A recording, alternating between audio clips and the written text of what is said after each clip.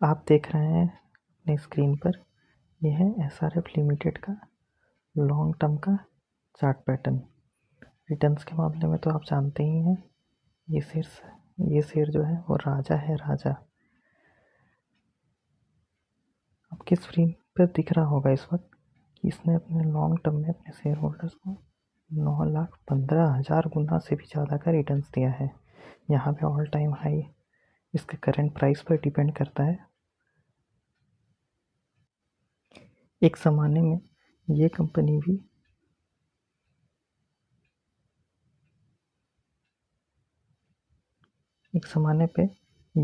भी काफ़ी बड़े बड़े फ्लक्चुएशन दिखाती थी। उसके बाद इसने जो कमाल का रिजल्ट दिखाया, उसके दम पर आज ये कंपनी इतने बड़े मुकाम तक पहुंच पाई है और अपने शेयर होल्डर्स को इतना मल्टीफोल्ड रिटर्न्स दे पाई है। तो दोस्तों, जो इंडिया का जो केमिकल सेक्टर है वो काफ़ी ज़्यादा, उसमें देखा जाए तो उस सेक्टर से काफ़ी ज़्यादा मल्टीबैगर शेयर्स निकले हैं पास्ट के कुछ 5-7 सालों में।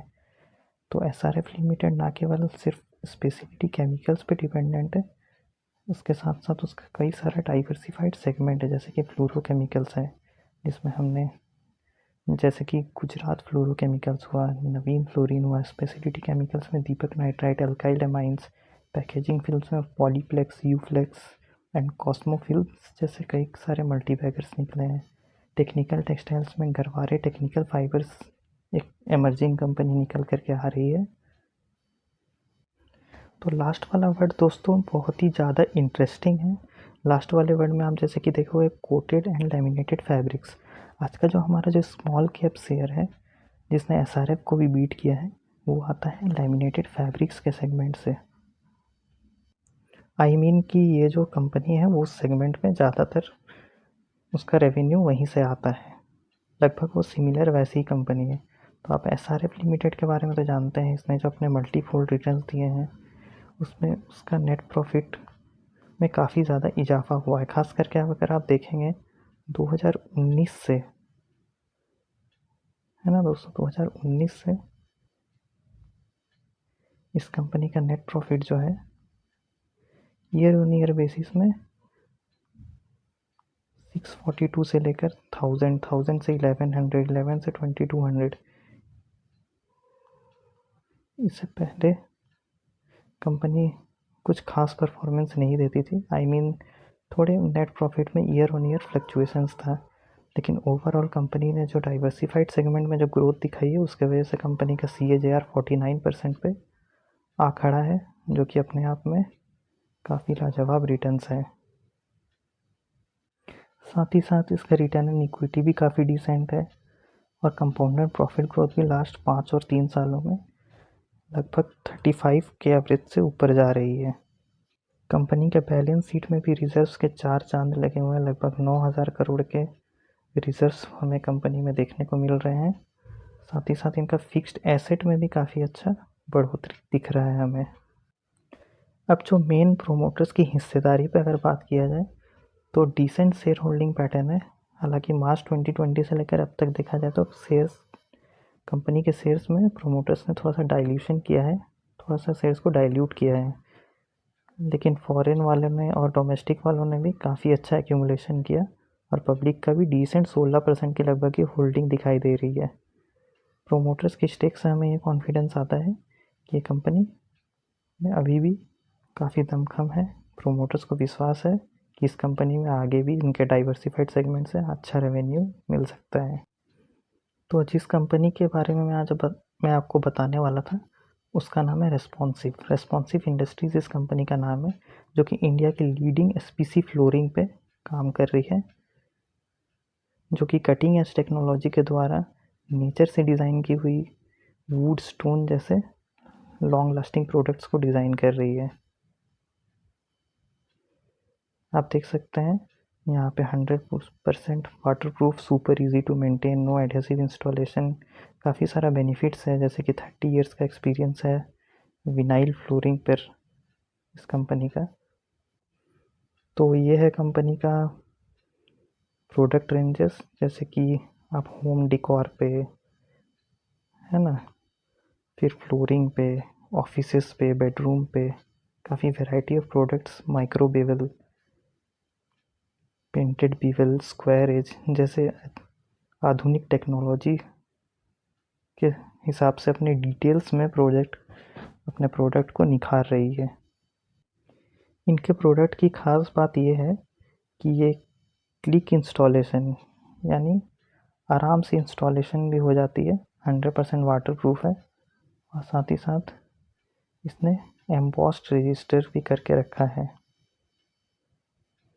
कंपनी के स्पेशलिटी प्रोडक्ट्स में इतना दमखम है कि इंसुलेशन, साउंड इंसुलेटेड है, लंबे समय तक लास्ट कर सकती है, काफ़ी ज़्यादा लोड ले सकती है ये प्रोडक्ट्स। बाकी अन्य सेगमेंट से देखा जाए, जैसे कि एलवीटी हुआ, यहाँ पर भी काफ़ी जगह में यूज़ हो रहा है इस चीज़ का प्रोडक्ट, कई अलग अलग डायमेंशंस पे यूज़ हुआ है, जिसके बारे में हम आपको बता रहे थे कि ये जो विनाइल फ्लोरिंग है वो होमोजीनियस सेफ्टी, जैसे कि बसेस, मेट्रोज़ में यूज़ किया गया है। स्पोर्ट्स के जो सेगमेंट में जो फ्लोरिंग है उस पर भी ये कंपनी कामकाज कर रही है। हेट्रोजीनियस यानी स्कूल्स, बिल्डिंग्स, ऑफिसेस और इंडस्ट्रीज़ में भी विनाइल फ्लोरिंग इसी कंपनी ने किया है। इंडस्ट्रियल में, रियल एस्टेट वगैरह में भी इस कंपनी का अच्छा खासा दबदबा हमें दिखाई दे रहा है। हॉस्पिटैलिटी सेगमेंट, जिम, इन सब में भी कंपनी ने अपना पहुंच को बना लिया है। तो देखा जाए, जैसे कि आप स्क्रीन पर देख रहे हैं, हेल्थ केयर, एजुकेशन, कंपनी अपने आप को कितने बढ़िया तरीके से एक्सपैंड करते जा रही है समय के साथ साथ। आप यहाँ पर देख सकते हैं applications, ward rooms, corridors, classrooms, art rooms, काफ़ी जगह ये होम डेकोर, सेफ्टी, ट्रांसपोर्ट, लगभग सभी टाइप के सेक्टर्स में इस कंपनी ने अपने आप को डाइवर्सिफाइड कर लिया है। अब रही बात देखें कंपनी की क्लाइंट्स की, टाटा मोटर्स, वोल्वो, फिर ताज होटल जो टाटा कंपनी की है, मेरांटा एक हॉस्पिटल सेगमेंट का एक कंपनी है, फिर HUL जैसे दिग्गज कंपनी ने इस कंपनी ने अपने काम को करके दिया है। तो दोस्तों, काफ़ी अच्छे तरह से इसने जो अपना डाइवर्सिफिकेशन करके रखा है, इससे मुझे इस कंपनी पे थोड़ा कॉन्फिडेंस आता है। तो इस पर अब नज़र डाल लेते हैं। ये देखिए, कंपनी का नाम है रेस्पॉन्सिव इंडस्ट्रीज़। लगभग 124 रुपये पर शेयर के हिसाब से आज ट्रेड किया, और नेगेटिव 1.5% के आसपास आज इसने क्लोजिंग दी है। कंपनी का मार्केट कैप देखिए आप। सबसे पहले, एक स्मॉल कैप कंपनी है, इसीलिए जब भी आप स्मॉल कैप में जाओ तो थोड़ा सावधान रहो, क्योंकि इस कंपनी में फ्लक्चुएशंस काफ़ी ज़्यादा होते हैं। जैसे कि इस कंपनी जिस सेक्टर से बिलोंग करती है, प्लास्टिक एंड प्लास्टिक प्रोडक्ट्स, इसमें कई दिग्गज मल्टीबैगर्स निकले हैं। ये कंपनी भी, इस सेगमेंट में भी मैंने कई सारे मल्टीबैगर्स देखे हैं, जैसे कि astral, supreme, Prince pipe, Moldtek packaging भी मेरे पास कई अच्छे खासे निचले लेवल से, जिससे मुझे काफ़ी ज़्यादा फ़ायदा हो रहा है। अब देखा जाए तो रेस्पॉन्सिव इंडस्ट्रीज़ पे आते हैं। इस कंपनी का सेल्स जो क्वार्टर ऑन क्वार्टर है, वो इस दिसंबर क्वार्टर पर थोड़ा कॉन्फिडेंस नज़र आ रहा है, क्योंकि इसने 17 करोड़ का अपना प्रॉफिट दिखाया है। इससे पहले कंपनी का बहुत ज़्यादा फ्लैट फ्लक्चुएशंस के साथ नेगेटिव क्वार्टरली रिजल्ट्स का भी इसने सामना किया है। लेकिन ईयर ऑन ईयर बेसिस पे देखा जाए तो कंपनी 2011 से जो इसका डेटा नज़र आ रहा है हमें, 1100 करोड़ से बढ़ते बढ़ते 2500 करोड़, फिर काफ़ी ज़्यादा डाउन नेट प्रॉफिट में। उसके बाद फिर कोविड के बाद थोड़ा सा मार झेलने के बाद कंपनी ने थोड़ा बहुत रिकवरी अभी दिखाया है। मगर दोस्तों, अगर year on year net profit के हिसाब से देखा जाए तो इस कंपनी ने कुछ खास नहीं किया। इसलिए तो मैं कहता हूँ दोस्तों कि स्मॉल कैप में जब भी जाना है तो आपको थोड़ा सावधान रहना है। जैसे कि अभी देखिए, 98 करोड़, फिर 111 करोड़ के बाद कंपनी में सेल्स काफ़ी ज़्यादा कम हो गए हैं। ऐसे कंपनीज़ को बड़े ऑर्डर मिलने से ही चलते हैं, जब इनका प्रॉफिट अच्छा खासा रिफ्लेक्ट होता है, पूरे प्रॉफिट के बेस्ड पे ये शेयर चलते हैं। तो इस साल में कंपनी ने अब तक -2% तक का, यानी कंपनी अभी भी लॉस में ही चल रही है इस साल के हिसाब से अगर देखा जाए तो। अभी देख रहे हैं दोस्तों, अभी कि इसका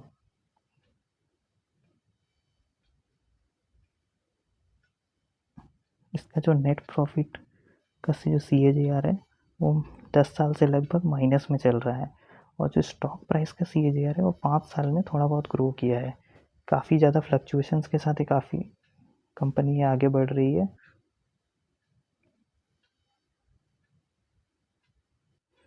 अब बैलेंस शीट की बात करें तो रिजर्व्स इसने अच्छा खासा बना लिया है, शेयर कैपिटल पे कोई चेंजेस नहीं है। लगभग 935 करोड़ का कंपनी के पास रिजर्व्स है। बोरोइंग्स भी कंपनी का 250 करोड़ के आसपास है, जो कि रिजर्व्स के मामले पे थोड़ा सा कंफर्टेबल नज़र आ रहा है। अब आ जाते हैं फ्रेंड्स प्रोमोटर्स की हिस्सेदारी में। 50% से लगभग इस कंपनी में प्रोमोटर्स ने हिस्सेदारी बढ़ाई है। लगभग 60% के आसपास प्रोमोटर्स आ गए हैं। और देखा जाए तो इसके बाद पब्लिक से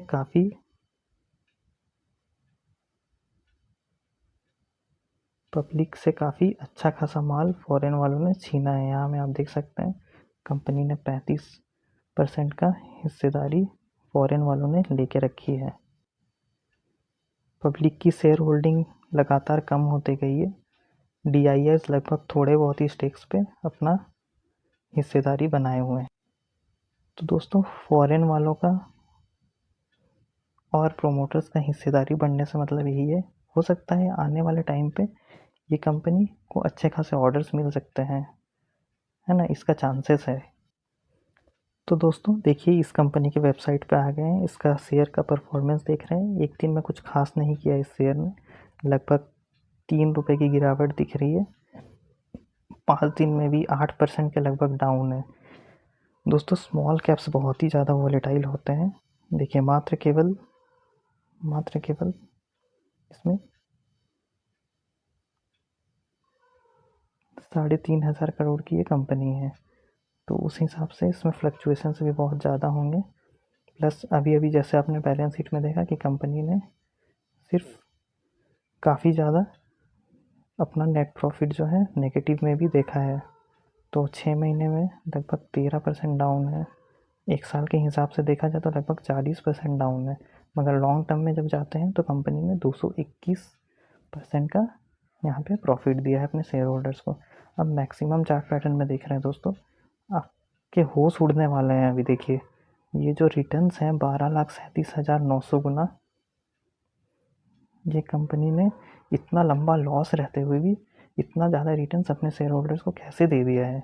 देखिए मैं सबसे ज़्यादा हाईएस्ट में अगर जाकर कंपैरिजन करूँ इसका परफॉर्मेंस का, तो 19,80,000 गुना से भी ज़्यादा रिटर्न्स दिया है। अपने आप में बहुत ही अविश्वसनीय रिटर्न्स दिखाई दे रही है मुझे तो। जैसा कि देखा जाए तो कंपनी ने 2010 तक के मामले में ही देखा जाए तो 2010 में ही कंपनी ने SRF का लगभग बीट कर दिया था। यहाँ मैं कर्सर मैं जब एडजस्ट करूँ तो 9,00,000% का तो रिटर्न इसने 2004 से 2010 6 सालों में ही दे दिया। और उसके बाद का अगर मैं परफॉर्मेंस देखूँ तो उसने शायद लगभग पैसे को जस्ट अपने शेयर होल्डर्स के पैसे को जस्ट डबल ही किया है अगर टॉप लेवल पर देखा जाए तो इसीलिए कहता हूँ देखिए दोस्तों, अगर आपको ये कंपनी पसंद आ रही हो तो आप छोटा सा इसमें क्वांटिटी लेकर भूल सकते हैं। 2 से 3,000 रुपये का इन्वेस्टमेंट एक 3,000 की कंपनी की 3,000 करोड़ की कंपनी में आप डाल करके आराम से भूल जाइए, तो शायद आपको अच्छा खासा रिटर्न्स मिल जाए। मेरे पास भी ये शेयर्स है, मुझे 110 के आसपास में मैंने एंट्री की थी, जो कि इसका सपोर्ट लेवल दिखाई दे रहा है ना, जो कि इसका सपोर्ट लेवल दिखाई दे रहा था, मैंने वहाँ एंट्री की थी। तो मुझे भी कुछ खास प्रॉफिट नहीं हो रहा है। जैसे कि कंपनी को मैंने देखा कि फॉरेन और डोमेस्टिक वालों ने से माल छीन कर प्रोमोटर्स और फॉरेन वाले ने लिया है, तो उस हिसाब से मैंने थोड़ा सा इसमें स्टेक बढ़ाया था। ज़्यादा मेरे पास क्वांटिटी नहीं है, अगर आपको पसंद आ रही हो तो आप छोटा सा अमाउंट से स्टार्ट कर सकते हैं। और ये बात याद रखिए कि ये शेयर कब चलेगी ये मुझे भी पता नहीं है, ये बात किसी को भी पता नहीं होती। इसीलिए स्मॉल कैप्स में आप थोड़ा बचकर इन्वेस्टमेंट करें, या फिर आप टोटली इस कंपनी को इग्नोर कर सकते हैं। मेरे तरफ से एक केस स्टडी था कि कोई क्या कंपनी इतना बड़ा रिटर्न दे सकती हो भी लॉस में होते हुए भी, है ना।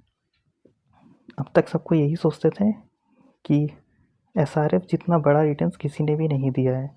तो मेरे रिसर्च के अकॉर्डिंग मैंने ये कंपनी को ढूंढा है। तो आपको अगर मेरा एफर्ट अच्छा लगा हो, कुछ भी सीखने को मिला हो, तो प्लीज़ लाइक शेयर सब्सक्राइब कर देना मेरे चैनल को। ये मेरा फर्स्ट वीडियो है, तो मेरा प्रेजेंटेशन काफ़ी, मुझे तो लगा कि एवरेज रहा, बट ऐसे वीडियोस मैं लाता रहूँगा। मुझे तो अभी आपसे बहुत सारी बातें करनी है ना। तो इस चैनल का इंट्रो भी देना है आपसे, काफ़ी कुछ हमें बातें करना, काफ़ी कुछ सीखना है हमें मार्केट के बारे में। तो अभी के लिए thank you, bye bye, and I am signing of.